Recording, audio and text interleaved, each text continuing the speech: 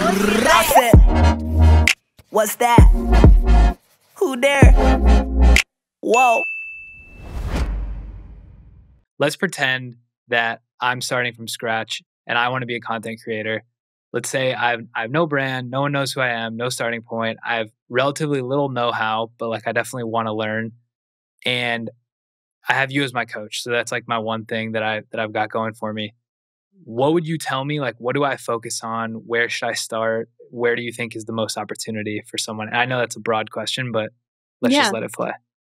I definitely think in today's day and age, learning video is important. So even if that's, I just think one of the big hurdles people can't get past is like a lot of people just edit with iMovie and they don't even know how to like size a video to fit on a platform like Reels or TikTok or Instagram feed or Facebook, which all have different dimensions.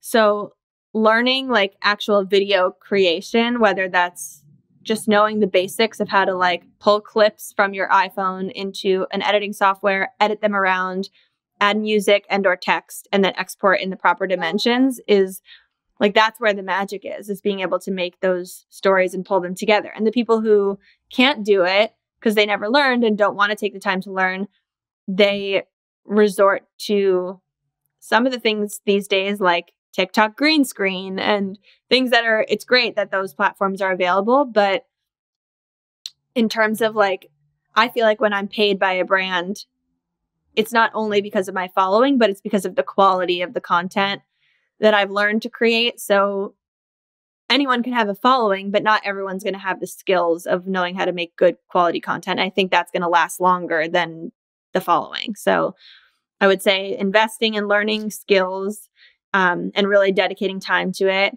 Then I would say not waiting until you have the perfect branding or the perfect idea for a series to like start just getting content up. And just the more content you have, the better. Any account that's successful has just like loads of content, and some stuff does well and some doesn't. But like, I don't know.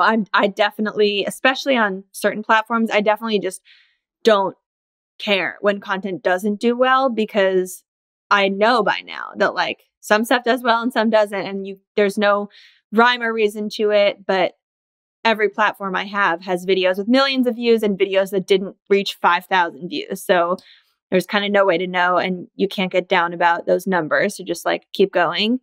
And then I still believe there's value. I mean, I know the world's a little different these days with like starting as a content creator, but I still believe that the fact that I started at a company was like the reason that I am here.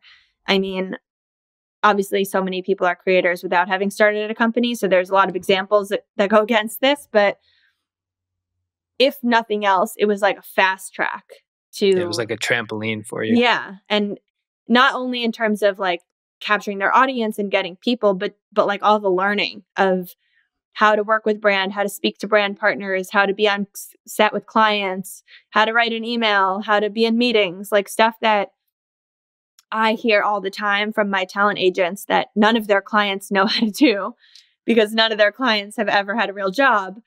And like UTA has asked me like in joking way to like host sessions for their clients on like how I organize my content and how I plan my calendars and just the ways that I funnel my creative ideas through my company, because like all their other clients are crazed with like they can't keep the schedule properly, they don't check their email. And so working at a company was like what taught me how to run my own company.